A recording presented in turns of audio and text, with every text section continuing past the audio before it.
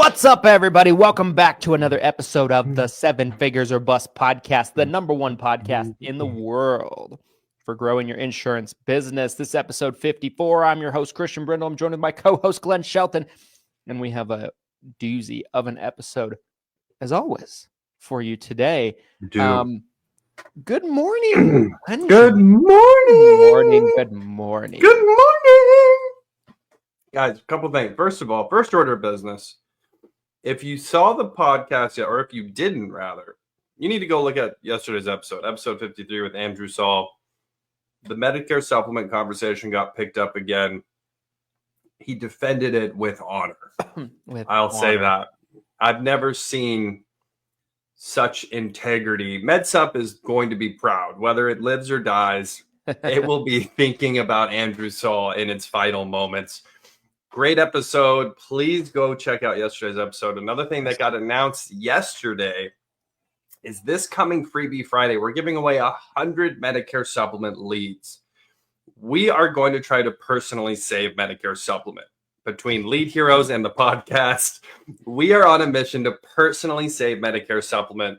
We're going to give away 100 Medicare supplement leads to 10 different people. So it's 10 leads, 10 different people, 100 total.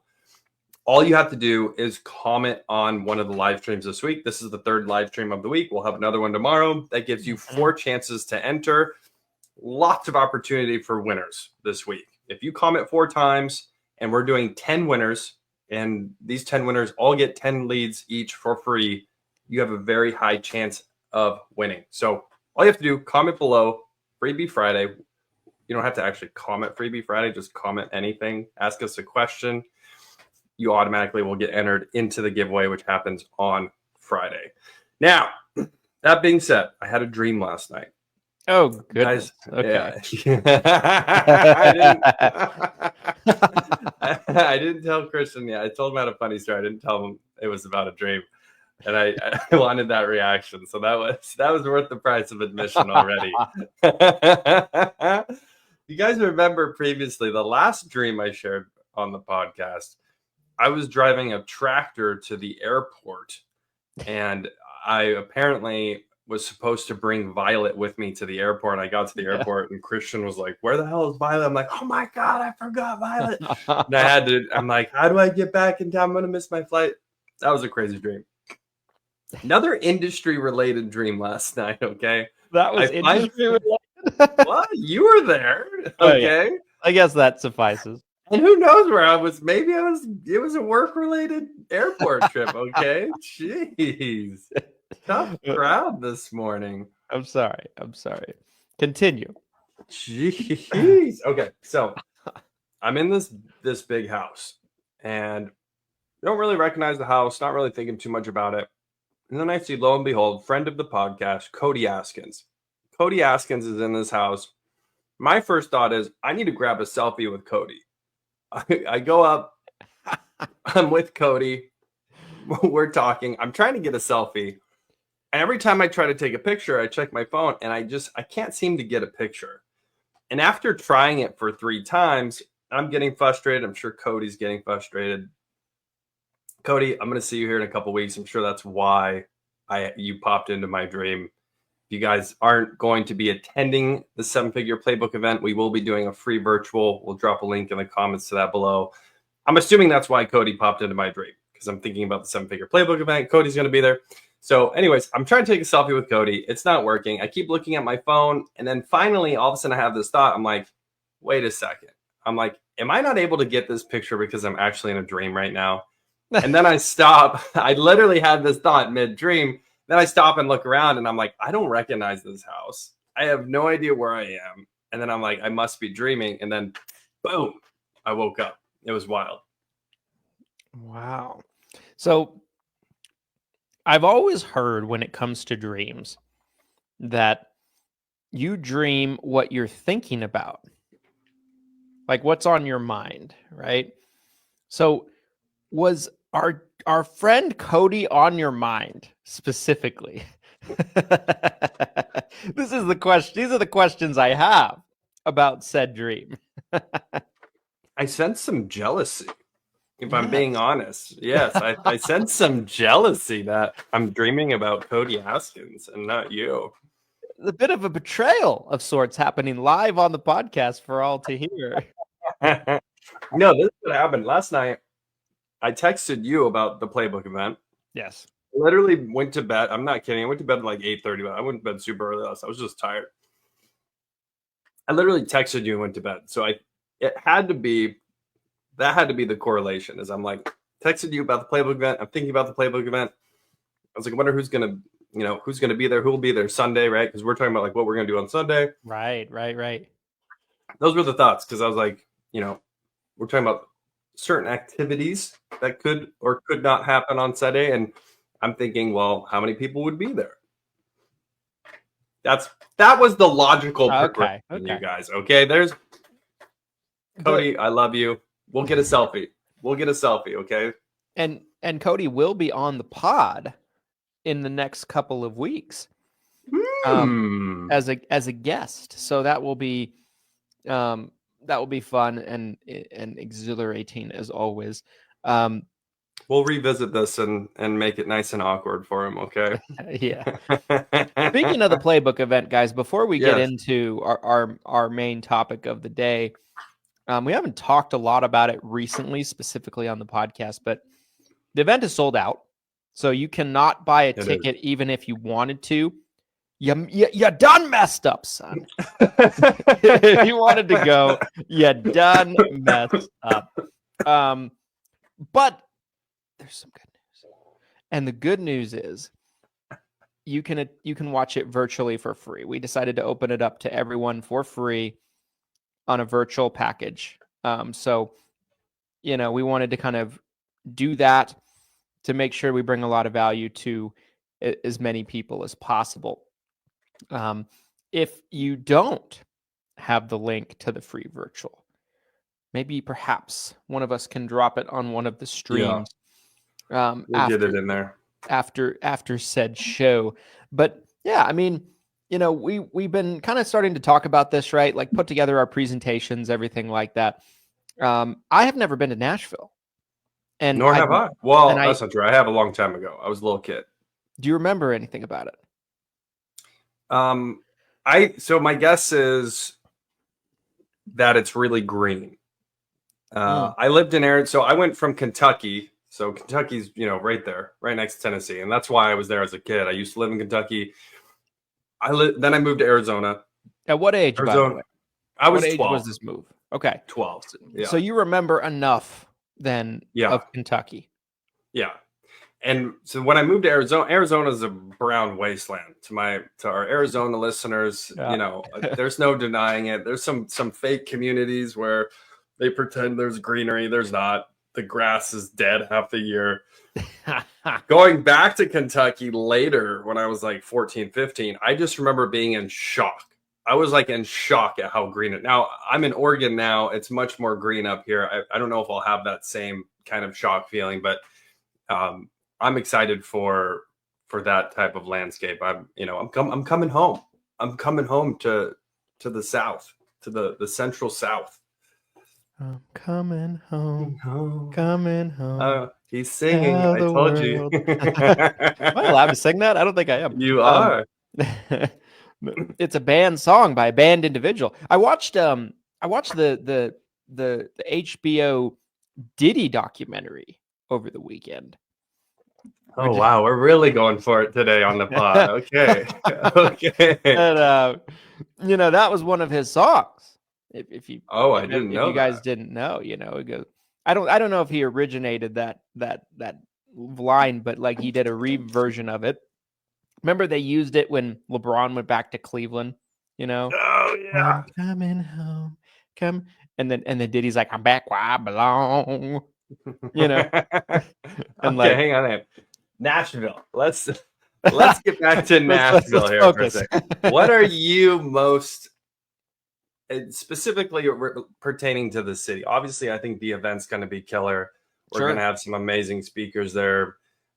Super excited about everyone who's going to be attending in person. The size of the event I'm excited about, but specifically the city. What are you looking forward to about Nashville?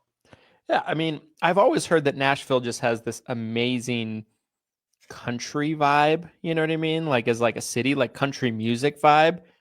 I've never been, so like I have like pictures in my head, of like everyone wearing like cowboy boots and cowboy hats and like things like that. Do you listen to country music? Not in the slightest. Okay, nor do I. No. But I can appreciate like the culture of it all. So I'm kind of picturing a little bit of that, like some twang going on. Several years ago, for an event that I was asked to speak at, I went to Memphis, Tennessee. Okay. Which I have no idea how far apart they are from each other. Yeah. Couldn't tell you. Yeah. Couldn't tell you. I have no idea. Hang on. We're going to give it a goog. Let me find out. Keep going. It's almost, it could very well be like when people say they've been to Utah and they've been to St. George, right? And it's like St. George and Salt Lake are like two different countries almost, Right. So it could be it's that 3 hours. That's actually sounds pretty applicable because it's 3 hours apart. Southern part of the state, northern part of the state, different parts of the state. So yeah, probably different vibe. Are we going to wear cowboy hats? Should we wear cowboy hats? God, I don't know. Last time I wore a cowboy hat, I was in Texas on a trip. And I bought a cowboy hat simply for the point of taking a picture and trolling on Facebook. That was the only reason I bought it. And then I never wore it again. I remember that. That was not the best cowboy hat either. It wasn't. It was supposed to be like a cheesy, anyway. And I got relentlessly roasted by agents far and wide. You did. Specifically Texas resident agents. That thought I was pulling up and being a poser, as they say. And I don't know. We'll have to see. We'll have to see how the mood strikes us. But what my biggest takeaway from Memphis was, and this is probably the horrible that this is what I remember, but there's two things I specifically think of when I think about that experience. The event was great. The event was very fun. But the location itself, I remember there was no Ubers. We could not get an Uber. Oof, brutal. Like, I'm talking an hour and a half wait to get someone to pick you up. You know what I mean? Like that's insane. It was a real problem. Like there were people that would walk 8 to 10 blocks to get to where they needed to go because it was faster than waiting for the Uber. Tennessee, what's going on with the Uber situation? Now, granted, this was 4 years ago or more. Wasn't that during COVID too? Maybe like on the exodus of COVID. Yeah. The other thing I remember is certain parts that we went to, going out and about, if you will, were kind of scary. Kind of a scary place, Memphis. If there's any Memphis residents that listen to the pod, I apologize in advance. But scarier than Salt Lake? Like homeless Salt Lake? Okay. Yeah. Okay. I mean, don't get me wrong. Salt Lake, Compton can get kind of scary at times. That's a great endorsement for the summit, by the way. Come to Salt Lake City. But no, there were certain parts of it that were a bit frightening, if you will. I mean, I think every major city in America has scary parts, right? I mean, Portland, obviously, Seattle, definitely. I mean, every time I think of a major metro area that I've been to, there's scary parts in that city where like, oh, I probably don't want to be here alone at night type of vibe, right? Yeah. Certainly. But those are the two things that I think about the most when I think about Memphis, Tennessee. Maybe that's not fair, but those are the things I think about. The first things subconsciously that pop into my mind. I've always heard great things about Nashville. However, I've heard it's an amazing city, amazing location. So I'm excited. I'm excited to go for the first time. We're going to be there for 3 days? Are we going to be there? So yes, we're going to have some time to go out and about. assimilate ourselves into the culture. Yes. Adopt the culture. Go home a tad different than we were before. Changed. I'm assuming people are riding horses on the Yeah. main streets, and I can tie my horse up in front of downtown Nashville buildings. If I want to go anywhere, I'm assuming, are Ubers just wagons in Nashville?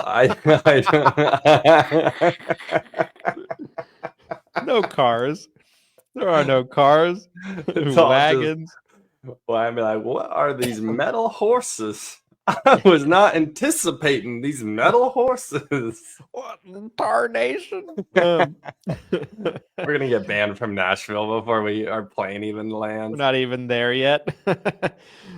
Yeah, no, guys, I'm super looking forward to the event. If you have not registered for the free virtual of it, I would highly recommend it. It's free, doesn't cost you anything, and you can get a chance to view the presentations and everything like that, without necessarily having to go. Now, for those of you that are going, you're in for a treat, right? Because the in-person experience is just going to be so special, I believe. It's going to be intimate, around 100 people. And, we have a great lineup of speakers. We do. There's a lot of great people that are coming that are just coming as attendees, so it's going to be a really, really cool experience. We have confirmation that we have party buses that are on the house, you guys. We're paying for them. What? So actually, no, that's the other thing I remember the most about Memphis is we got a party bus. I went half. But it was not. I'm assuming it's not what I'm seeing pictures of for this year, right? Because it looks like this is like a school bus with the roof off. Yeah. So I'm over the top excited about the party bus aspect of it all. I can't wait to throw someone off the bus. Be like, you are no longer on the bus. We just toss them overboard. We're like into the streets of Nashville. We throw them onto the other bus. We go from bus to bus. We're arrested. It's gonna be great. Endangering the lives of agents is what our police record will say. Playbook of that. Christian went to jail. Christian, if someone wanted to go to an in-person event this year, yes, and they're bummed out that they missed out on the 7-figure playbook event, what's another opportunity you think they could take advantage of? By far, and that probably could be a great sponsor message for this episode, the 7-Figure Medicare Agent Summit, you guys. There's several events happening this year. I wouldn't go to any of them except for the 7-Figure Medicare Agent Summit. Am I biased? Certainly. But I am not planning at this moment to attend or be at any other events other than the Playbook event and then the summit this year. The summit is a 2-day extravaganza. By the way, there's been a lot of confusion about the schedule, right? We put on the website June 22nd through the 24th. People are like, what's the schedule for the 22nd? The 22nd is breakout session day, registration day, welcome party day, arrival day, basically. So there's no main sessions happening, but then the 23rd, 24th will be main session days, 2 days, where we will have, I believe, 12 or 13 speakers in total. We haven't even announced everyone yet. And as of right now, with speakers and sponsors, we're probably getting close to around the 250 to 275 mark. And we expect this event to 100% sell out. There's probably less than 100 tickets available. And the event is all about value. There will not be any upselling, any pitching. We ask the speakers not to do any of that. It's all about providing value to you. And we fill the lineup with a multitude of people with expertises that complement each other, right? Whether it be marketing, branding, sales skills, business building strategies, business structure, compliance, anything that you might want to hear about, things you can take back and implement into your business are gone over at the summit. It's routinely the biggest feedback I hear about it year in and year out. This is year 4 of doing the event, is that the content is second to none every single year. I have never heard anyone publicly say that the content was inferior to another event. If you've been to other events and you feel that differently, I'd be happy to hear it, but it's never happened. Content is king at that event, and it's exactly what you would be looking for if you're trying to go to any event. So I would highly consider that. I would not consider any other events if you want to learn and grow and have great networking opportunities, because most other events are just there to get you in the room, to sell you to get into a smaller room. That's the purpose of the event, not at the summit. So get your tickets now. Limited availability, Salt Lake City in June. Boom. 7-Figure Medicare Agent Summit.com. Guys, I'm super excited about that.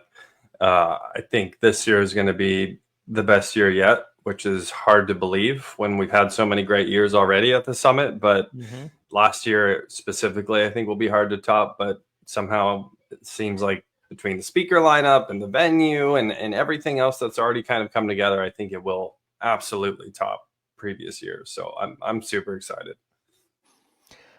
Let's pivot into the main topic of this podcast today, and that is, man, FMOs and IMOs, secrets revealed. I've said this a lot on the pod this year, but man, where do we start with a topic like this? There's so many directions we could go with this. What comes to mind, Glenn, when you hear that? The first thing that came to mind when I was really thinking about this topic, which I'm still jelly of your microphone, by the way. I feel like I don't sound as good. Whenever I listen back to the audio, I know I'm busy. I'm too busy to buy my own microphone. Do you want me to buy it for you? Do you want me to place the order for you? No, let's have someone from the company buy it. You don't need to buy it. Let's just do it. Like, I want you to be the one to click it. I have one here at the office and at the home office. I have 2. That's like legit. I'm looking at the connector right now. That's like a legit microphone. Like that's what you would use, like if you're like emceeing an event style microphone, right?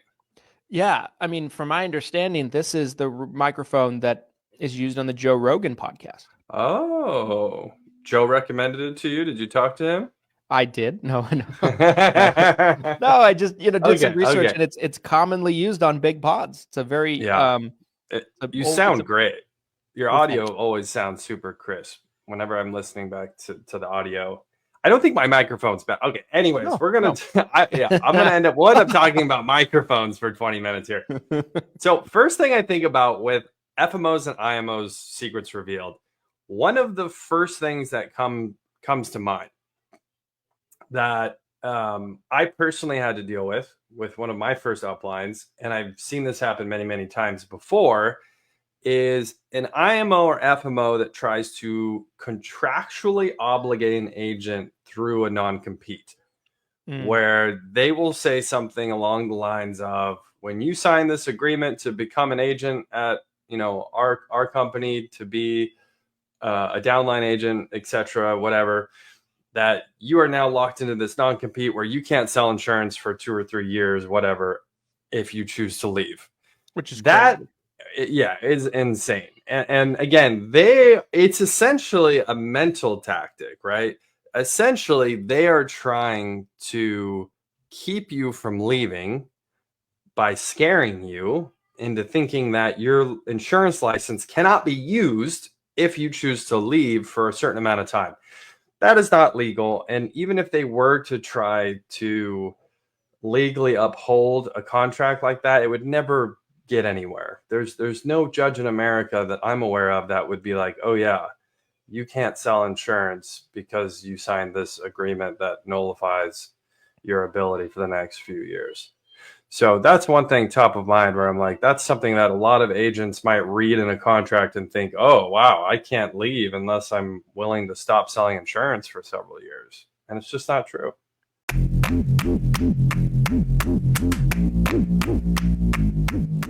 This episode of the 7 Figures or Bust podcast is brought to you by my mini course, How to Find and Buy Books of Businesses. Guys, in 2024, Glenn and I, in our combined company, purchased and acquired through acquisition 900 clients. And over the years, we've purchased thousands of clients to grow our agency internally. And we've learned a thing or two over the years, right? There's certain things you need to look out for. You need to know how to value a book of business. You need to know how to transfer everything, what the expectations are in terms of the timeline. And you need to know how to put a deal together and structure it to protect yourself while still at the same time doing good business with people.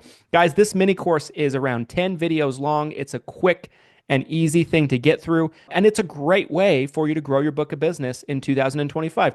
Whether you're finding an agent that is maybe been in the business for decades and they want to retire, and then maybe they don't have any kids to take over their business. Maybe you're looking at a situation with an agent that just hasn't been able to make it in the business and they're just looking to go off and try other things. Buying books of businesses can be a great way to quickly and rapidly grow your business fast. And we've unveiled all of the little tools and tricks that you need to know in this training. It's a one-time purchase for only $197. For that price, we're practically giving it away. Make sure to check it out now. Now back to the show.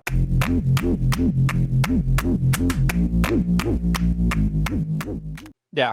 I mean, your FMO, I'll say this on the record, has no ability to affect your license at all.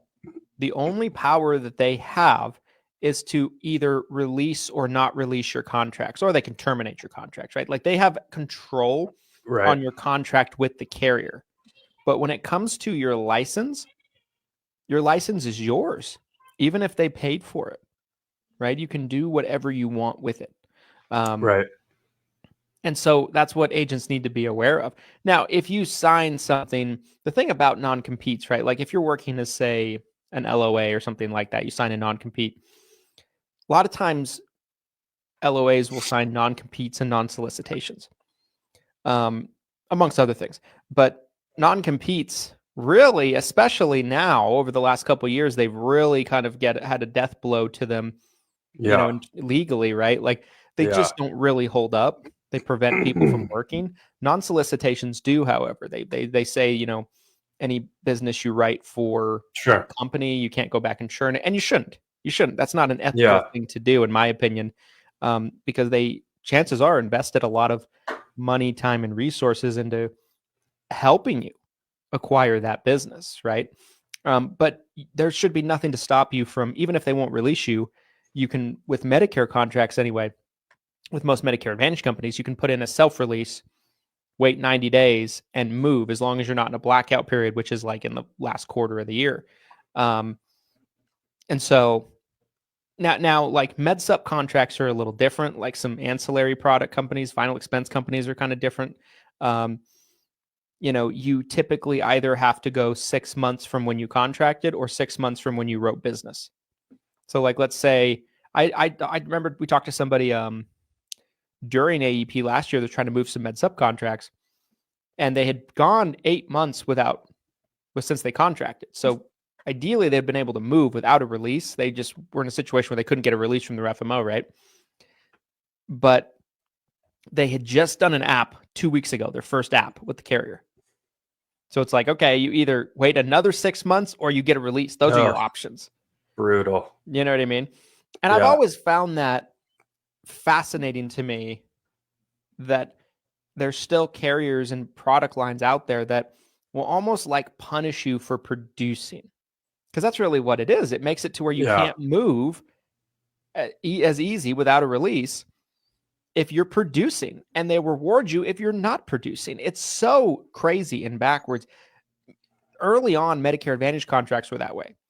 You know, like the biggest carrier out there, I won't say any names, you know, they used to make you wait a year without a release.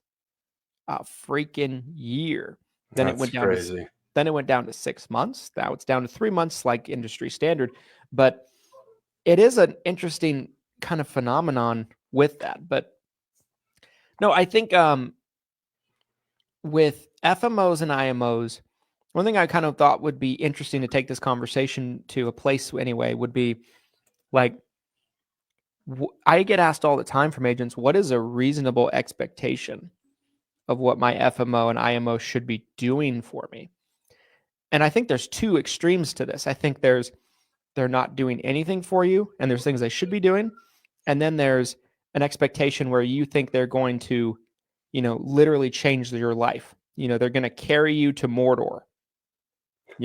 Like they're Sam, you're Frodo. I can't carry it, Mr. Frodo, but I can carry you. And that's your FMO. Like, so there's two polar extremes, I feel like, sometimes of expectations. Yeah.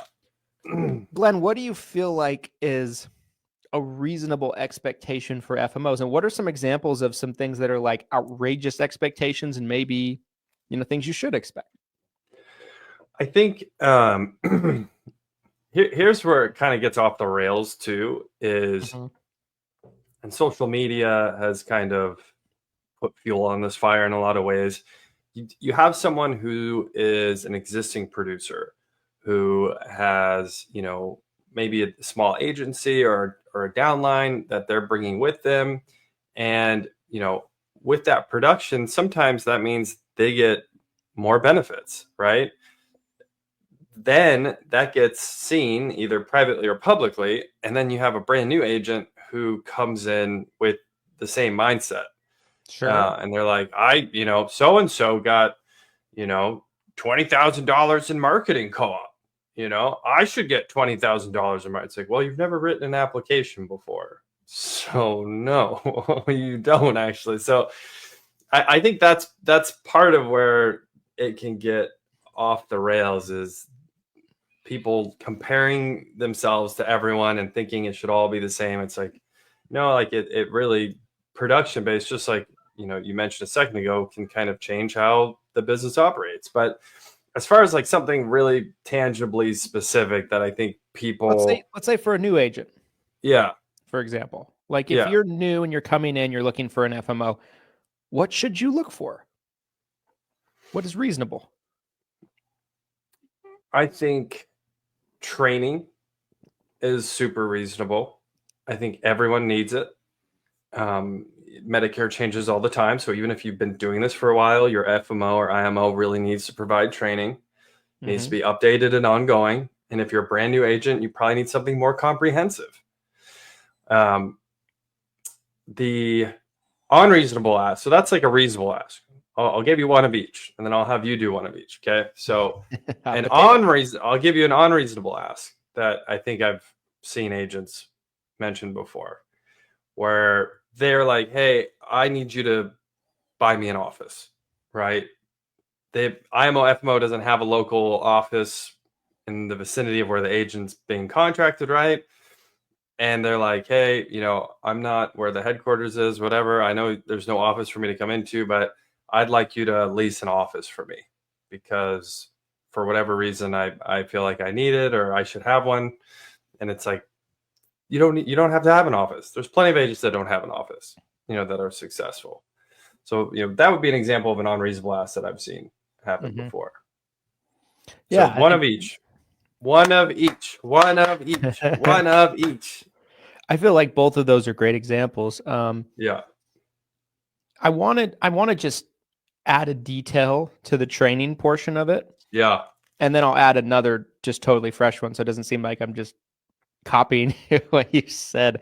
But I feel like when people hear training, they sometimes don't understand like what that means, right? Like there's FMOs out there and there's recruiters out there that all their training is two things.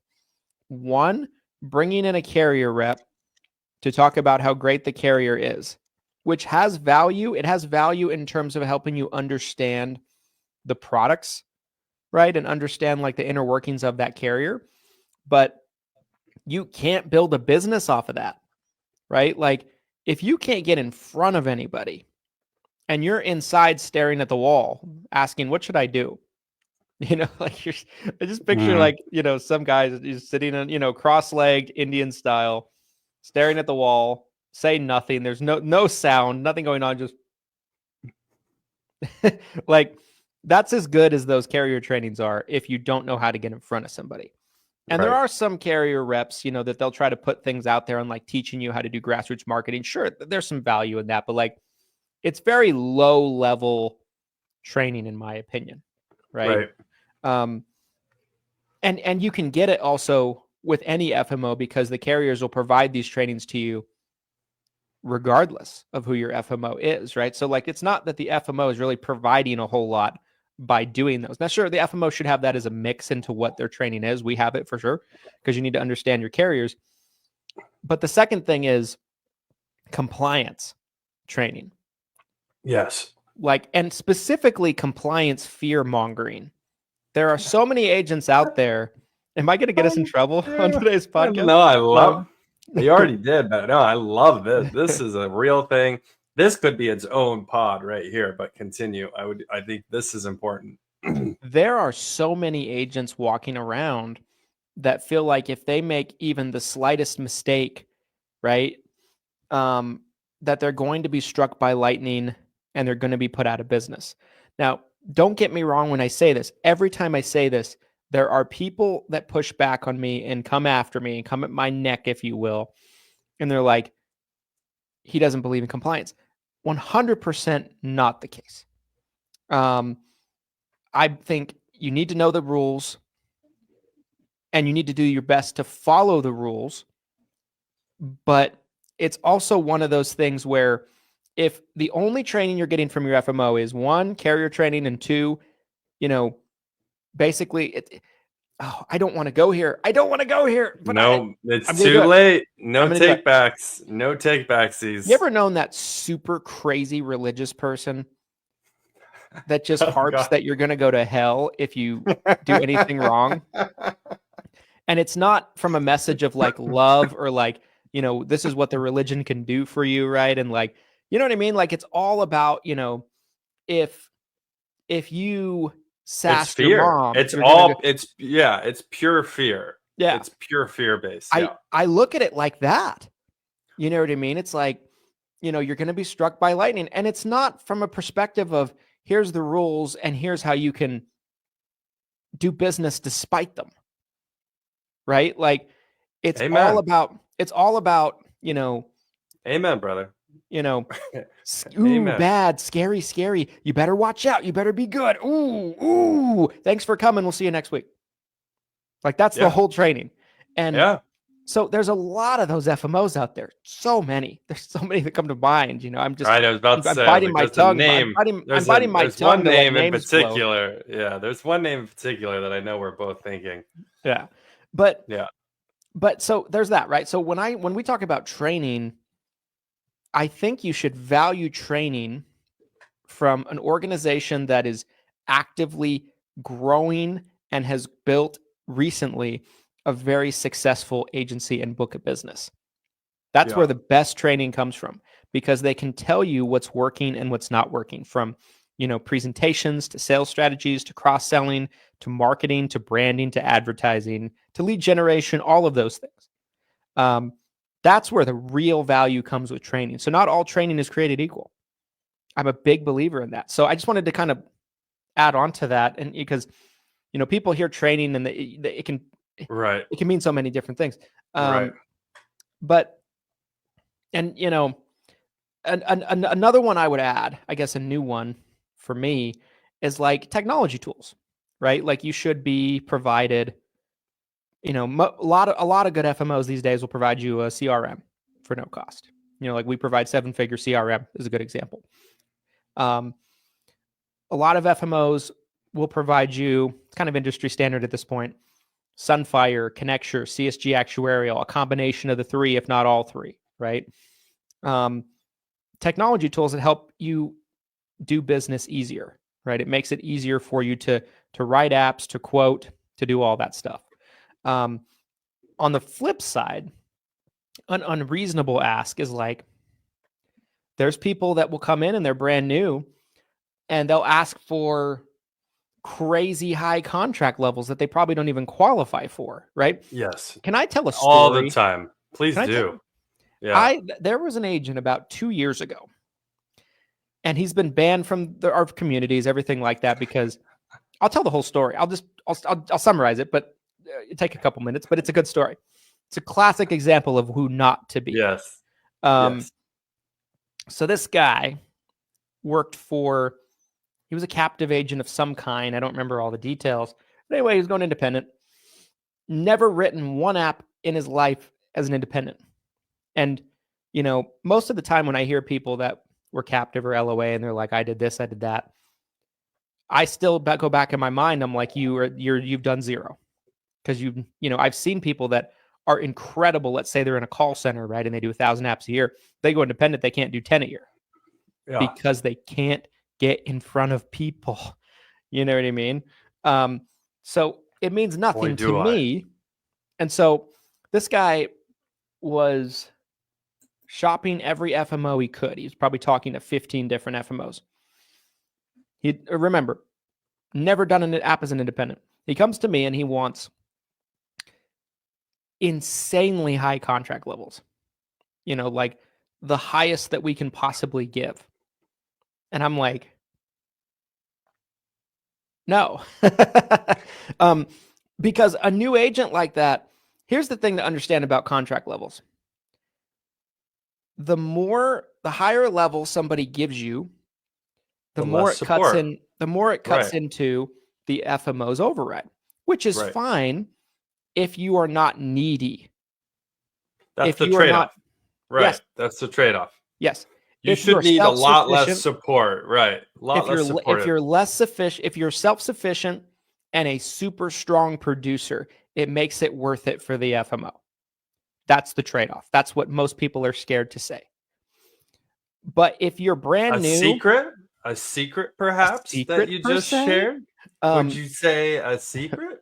Yes, I would. I would say a secret.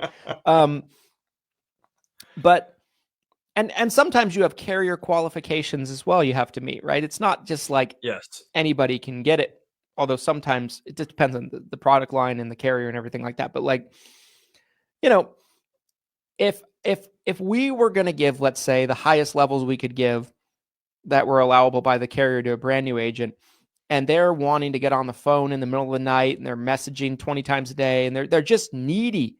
They can't tie their shoelaces, basically. They need you to build a business plan for them. That's a liability to the FMO. Yeah. It's a total liability.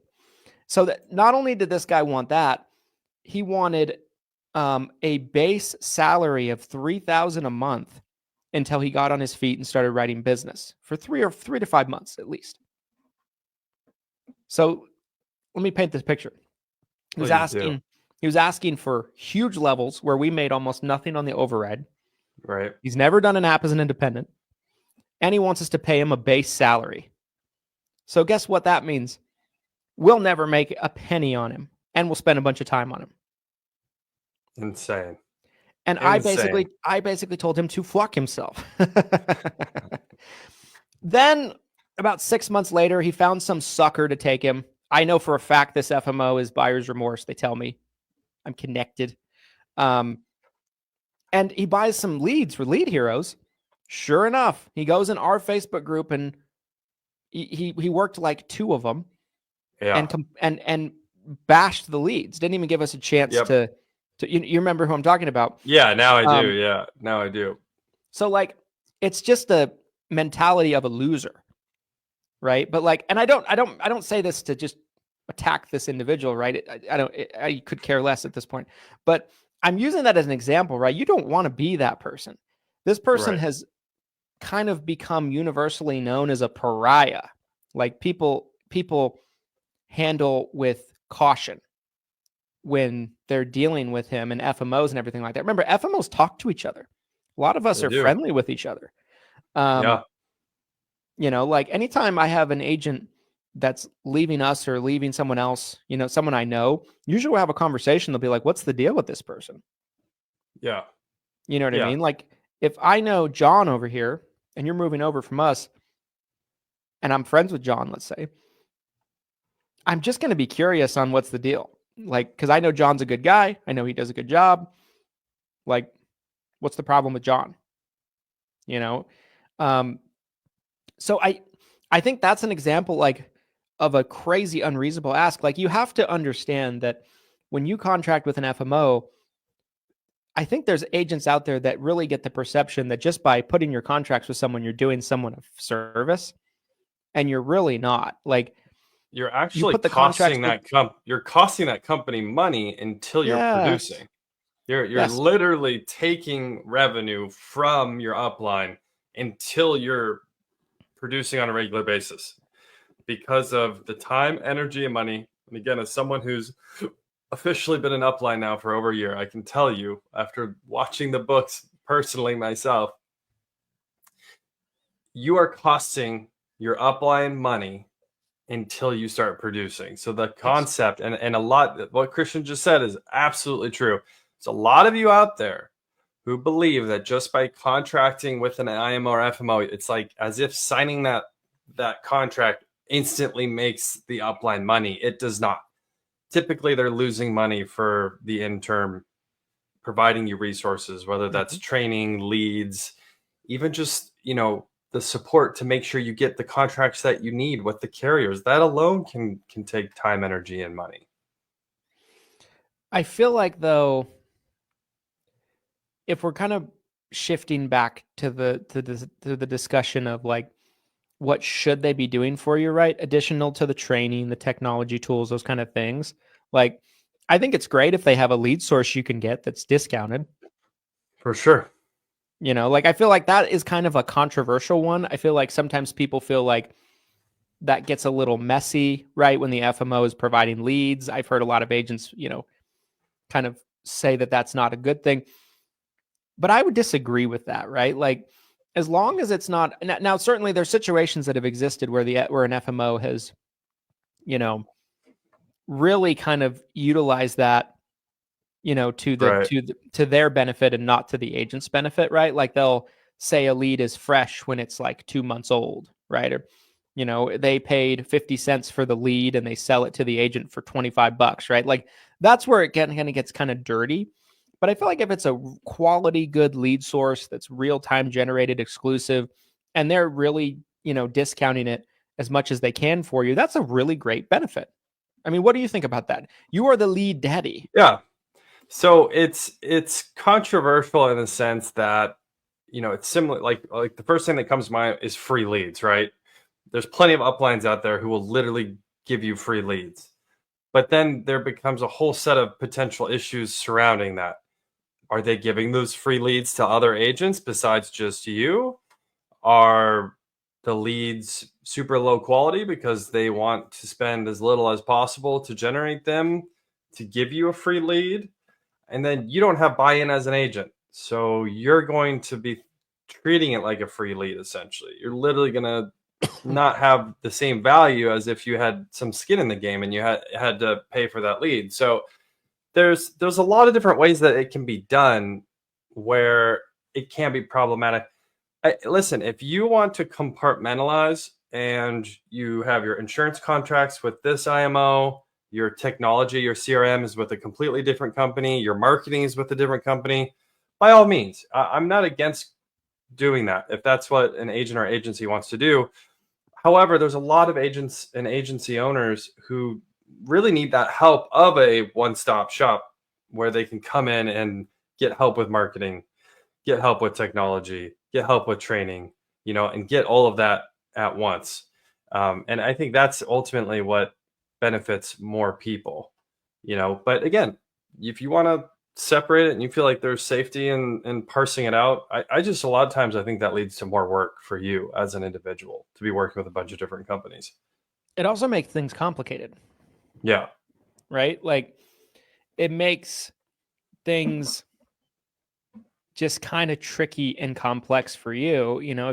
I think as a new agent in particular, I think the more you can simplify things for yourself and kind of, condense things, I feel like in your benefit. I think so. I think, there's a lot of stories we hear about out there where, agents feel like the FMO wasn't completely honest with them, completely transparent to them. We just had a post in the Facebook group. Oh my gosh, I saw that. I think it, yeah, that was brutal. I was like, here we go. Seatbelts, everybody. And I haven't heard that. Did they call it a cult? Did they call Yeah. Yeah. And I've heard that before about that group. Yeah. I recognize the name. But like, there's a lot of situations where like an agent's just like, I never hear anything from my FMO. That, Yep. I don't even know who they are. Those are the ones that really get me. Like, I don't know who my FMO is. Which That's all the time. problematic to me. That's problematic. Yeah. I hear that all the time. On the lead side, when I was talking to an agent who was struggling, one of my first questions was always, well, like, who's your upline? Obviously, Yeah. I know a lot of uplines. I know people at uplines who can help agents who are struggling. If it is like training related, they don't have the right contracts, etc. And it was shocking how many times I got that exact response. I don't know. I mean, my contracts are with United. My contracts are with Humana. My contracts are with American Amicable. Like they would say the carrier and think that's what I was asking. I'm like, no, who's your upline? Like, who are your they'd say a carrier, and I'd be like, that carrier doesn't even contract agents directly. Right. And I'm like, who is your upline? And they're like, I don't know. Someone sent me a link one time. Yeah. Is that there are a lot of, I'll just say the word. There's a lot of grifters out there that are recruiters that they are just trying to get you a contract and move on. Right. And like just 100%. Stockpile as many contracted agents as they possibly can. And there is no real intention to provide service or support or anything like that. None of that is good. All of that is very problematic. Like, I don't feel like you necessarily have to, especially if you're self-sufficient, have a private conversation on the phone for an hour with your FMO every week necessarily, but you should be able to tap into their resources and get help, whether it be training, tech, leads, etc. Yes. And when you do need something, you should be able to reach out and get help. I think that is, yeah, go ahead. Super valuable. Everything that was just discussed. We're getting towards the top of the hour here, so I want to kind of rapid fire some more secrets. Yes. That I've been thinking about before we wrap up here. So one is, you will hear this from almost all big IMO FMOs. They will drop a number of agents that they have contracted, right? We have 5,000 agents, 10,000 agents, 20,000 agents. Now, assuming that number is even true, we're going to assume that the number they're giving you is true for the sake of the argument, right? Let's say they have 10,000 agents. The number of agents that are actually writing business, and I can tell you this as an individual who has spoken with dozens of FMOs and IMOs, some of the biggest IMOs, FMOs in the space right now. I know this to be true, that typically less than 10% are actively writing. So you will hear these giant numbers of how big the organization is, how big the downline is, how many agents they have contracted. Christian and I are always trying to buck that trend. Like, we want highly engaged agents in our downline. We don't just want to contract someone just to have a number, to have a body. Mm-hmm. But most IMO FMOs are the opposite of that. Most IMO FMOs are just like, oh, yep, here's the contract, sign it. Here you go. And so what ends up happening is they have a bunch of dead contracts, a bunch of agents who failed out of the business that they didn't support, and 90% are not writing any business, or they don't even have an active license anymore. And I remember that shocked me when I first started to really understand that that's the average. That's the truth. Yeah, it is 100% the truth. And I've heard all kinds of FMO sayings over the years from, a lot of friends I have. Like, I've heard the saying, you have 30,000 contracted agents that do one app a year, you have 30,000 apps. And that's the mindset of a lot of FMOs, right? Like, yeah, I hate that. I hate that saying. And I get it, right? Like, from their perspective, their business model, and they have to spend the time that they have with their producers, right? Like, I get it from their perspective, but you have to understand what the FMO game is, and the FMO game is to contract you. Not all, right? But there's a lot of recruiters out there that are like, they want to contract you and then get as far away from you as possible until you start producing. True. And so, and not to say that's a bad thing necessarily, right? Some of you guys don't produce and you want, daily phone calls and things like that. Like we get that too, right? Like there are agents that will work that we've worked with over the years that like, there's one in particular when I first started working with agents. I remember I spent 20 hours probably in a 6-month time span training her personally, like on everything known to man. I spent so much time with her. And then, she didn't want to start writing till AEP. She was all freaked out to write. Then AEP comes. I helped her with a lead drop for direct mail back in the day. She got like 40 leads and like worked 4 or 5 of them. They didn't go well. So she wanted them all replaced. You know what I mean? Like, yeah. And I just went off on her. I'm like, this was such a waste of my time. Like I could see it that this person had no future in the industry. Right. I could tell. I could see it. I know.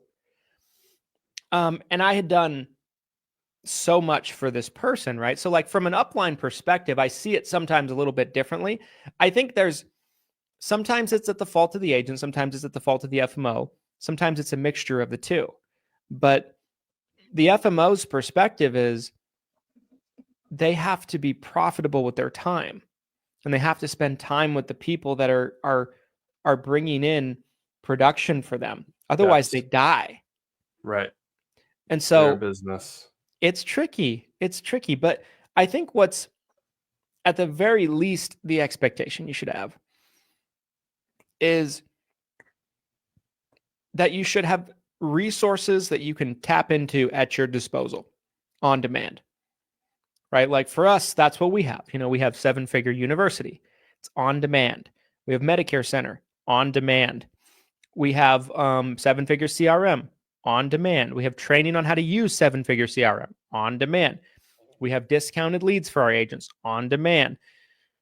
We have a support team, that you can reach out to. You can send an email to, like, you'll get a response on demand. Like that's the stuff you really need, I feel like, to get started. Just like a platform, if you will, that you can tap into that provides you the real tangible resources that can help you get started and help you grow. And there's just a lot of recruiters and groups out there that don't even provide that.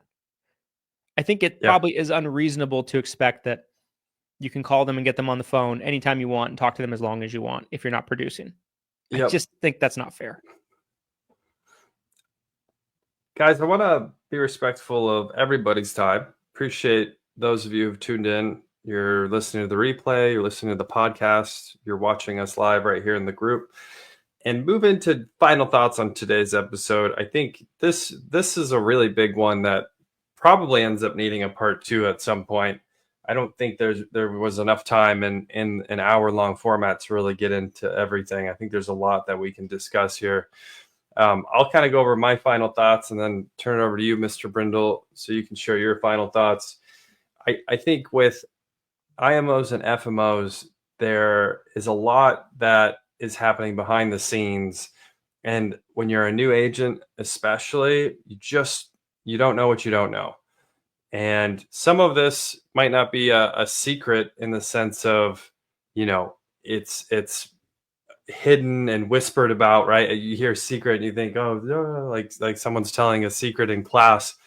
It might not be a true secret like that, but when you're a brand new agent or you're newer in the industry and you're not exactly sure how the business model of an IMO or the business model of an FMO works, and it's unknown to you, that can create problems in your relationship with your upline. And if you want to be successful in this industry, in this business, you need to have a good relationship with your upline. Whatever that, and that's subjective as far as what that looks like, because I can't tell you exactly what that looks like. What you want out of an upline might be a little different than what I want out of an upline versus, someone who just got their license yesterday. I think everyone has different needs, which we did a pretty good job, I think, of covering here in this podcast episode. But great episode, great content, and looking forward to tomorrow. I believe we'll have a special guest. They're supposed to join us today. I don't know if you want to reveal that. Maybe we keep everybody waiting in anticipation, but Yeah, I don't Christian know if Brindle, they're final available thoughts. tomorrow. I have no idea. Oh, We'll have to stood up see. twice. We'll have to see. Stood up twice. I know we were supposed to have them on today. We will be rescheduling with them, but I can't say when. So we'll hold back a little bit on any too many specifics for you guys. But yeah, guys, my final thoughts on this episode is I think the FMO agent relationship needs to be a mutually beneficial relationship. I've said that for years. It can't be anything other than 50-50, right? It can't be the FMO's coming 80% of the way and you're coming 20% of the way. It can't be that you're coming 80% of the way and the FMO's only coming 20% of the way. It has to be a mutually beneficial relationship. And that's what I would say. And so for some of you, you're in relationships with FMOs where they are not meeting you halfway. You're overextending yourself and you're not getting the support you need. Valid. There's also situations where the FMO is going above and beyond for you and you're just a liability. You're not doing anything. You know what I mean? Like, yes. And so both things can be true. I know it's easy sometimes to just completely roast and beat up on the FMOs. The Facebook groups have been notorious for that over the years. Sometimes it's valid, but sometimes it's not. Sometimes it's not fair. So always understand that, right? Look at it from the perspective of your FMO, but don't use that as an excuse to accept basically lackluster support. Right. Would be my final thoughts. Good point. Yeah, guys, I hope you enjoyed this episode. Appreciate you watching all the way to the end. If you guys would like a part 2 on this, I felt like there was so much more we could have got into. This is a big topic. For sure. Please let us know. We would certainly consider doing a part 2 on this episode. Appreciate you watching all the way to the end. If you are watching on any type of platform that allows you to do so, comment, team replay. Make sure to subscribe if you haven't already to the 7 Figures or Bust YouTube channel. We're up to 3 subscribers now. And the full video show is going to be posted on there every day, not on the Christian Brindle YouTube channel anymore, although from time to time it might on certain episodes. And make sure to leave us a 5-star review on platforms like Apple Podcast. If you listen on there, we certainly would appreciate the support. And we'll see you guys on the next episode of the pod. Here's to your guys' massive success. We appreciate you watching.